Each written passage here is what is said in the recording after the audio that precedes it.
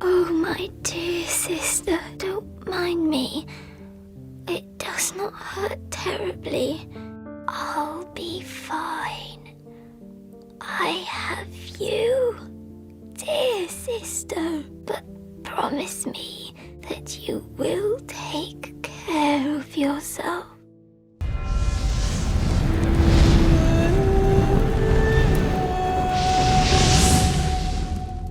Hey there, and I hope you're well. I'm Jake the Ashen Hollow, and in this video we'll be talking about my favorite non-character character of all time, the goddess of sin, Velka, and what is probably the most reasonable theory I've done on her.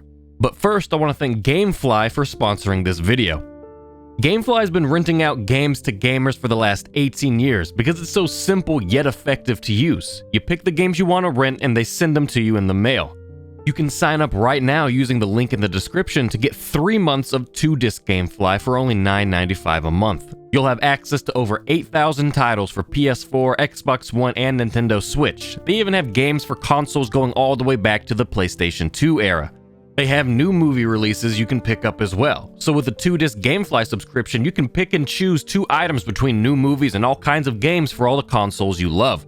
It's not just that either. GameFly will be carrying the next-gen games as well for PlayStation 5 and Xbox Series X. And those games are rumored to be around $70 each. But with a GameFly subscription, you could save a lot of money simply renting the games you want to play instead of dropping 70 bones for them. If you enjoy console gaming, then GameFly is the smartest way to save money. So don't wait any longer and click the link in the description for 3 months of 2-disc GameFly for $9.95 a month. Alright, where were we? Something Velka is the furtive pygmy? No, that's not the one. Oh right, the more reasonable Velka idea. Okay, cool. So, what if Velka was a daughter of chaos, who helped her mother attempt to create a new flame and along with her mother and sisters failed to maintain control over it and change the world forever? I actually think the idea makes a lot of sense, and I'll of course explain why. First, we have to determine whether it's possible just based on the number of Chaos daughters there are compared to the ones we've seen. In the opening cinematic, we can see that there are 7 daughters. We know of Quaylana, Quaylag the Fair Lady, and the one outside the Bed of Chaos Fogwall. That's 4, and some people speculate that the 2 orbs with the IZALITH stabs on either side of the Bed of Chaos are Chaos daughters as well. So for argument's sake, we'll include them as well, and that brings us to 6. There is another one that a few people believe to be a daughter of Chaos near Ceaseless Discharge, but I don't think that's one at all. The gold hem black cloak we get from the corpse reads, worn by the witch Quaylana of IZALITH, mother of pyromancy and daughter of chaos. She wore this gold-hemmed black cloak before even the Age of Fire, and it offers strong resistance versus fire, poison, and other perils. The robe clearly belongs to Quaylana, the description makes that clear, and for the matter of the corpse that they're on, well, I think Quaylana vaguely explains it, as she is a self-professed liar. She tells the chosen undead that she abandoned her mother and sisters and now roams around feigning ablution and pretending to seek answers.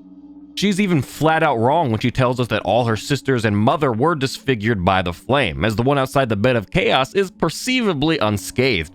So, in order to abandon her mother and sisters, Quaylana placed her robes on someone else and used them to fake her own death. And to me, that's the only way to make sense of that whole clusterfuck. So, in our count of things, since the orbs could go either way, we have at least 1 daughter of chaos unaccounted for, and I believe it's Velka. For starters, we already know that Velka is a witch, a rogue witch at that, so we can check that off the similarities list. The Vow of Silence miracle reads, secret rite of black-haired witch Velka, prevents casting of magic within effect area. Velka, the goddess of sin, is a rogue deity, but she is versed in arts both new and old and is considered to have a great range of influence even as gods are concerned. There are a lot of interesting factors in this description, especially the fact that Velka is versed in arts both new and old, and from context we can assume the art form spoken of is the magical arts. So she's versed in both old and new magic, and we know that before pyromancy was invented, the Chaos Witches used flame sorceries. The IZALITH catalyst reads, catalyst of the witch of IZALITH of long ago, when her daughters were still flame witches before they were engulfed by the chaos flame. Before the birth of pyromancy, their wands were mediums for sorcery, but knowledge of this flame sorcery has long since vanished. It seems that the witch and her daughters of chaos were the only ones to use flame sorceries, so it may not just be a coincidence that Velka is versed in these old arts. It's also interesting that the point of Vow of Silence is to prevent spellcasters from casting, which would be fitting. Picture Velka standing among the ruins of IZALITH after they lost control of the Flame of Chaos. Their civilization wiped out, her mother and several of her sisters disfigured, tortured. That's incredibly heavy, and one thing that has always been consistent in my theories about Velka is that you don't just become the goddess of sin because you claim it. It seems more of a brand than an honor. You don't know sin enough to preside over it without having stared sin in the face. So she set out determined to right her wrongs and punish the world for their sins. So in that context, Vow of Silence makes a lot of sense. She'd have a distrust of magic, saw firsthand the horrors it could bestow upon the world. So she silences the sorcerers before they can sling destruction. The Ring of Sacrifice reads, "This mystical ring was created in a sacrificial rite of Velka, the goddess of sin. Its wearer will lose nothing upon death, but the ring itself breaks. A sacrifice is only worth as much as the life it spares." A daughter of chaos would know a lot about sacrifice, and Velka would have vastly shifted her entire worldview, and a great example of this would be the differences between her talisman and the IZALITH staff. Faith adjusts the power of the sorceries cast using the IZALITH staff, but Velka's talisman draws upon one's intelligence to cast miracles. They're complete opposites, which is fitting because faith alone wasn't enough to spare IZALITH. A more cold and calculated intelligence was needed to judge the sins of the world, and blindly placing faith in the gods or their power without intelligence proved to be catastrophic. Velka's other miracle is called Karmic Justice, which also seems appropriately titled in reference to the punishments received by the witch and her daughters after the Flame of Chaos, and kind of points us in the direction that Velka has her sights aimed at. What's also interesting is that the only two talismans in the Dark Souls trilogy made from hair are Velka and the Fair Lady.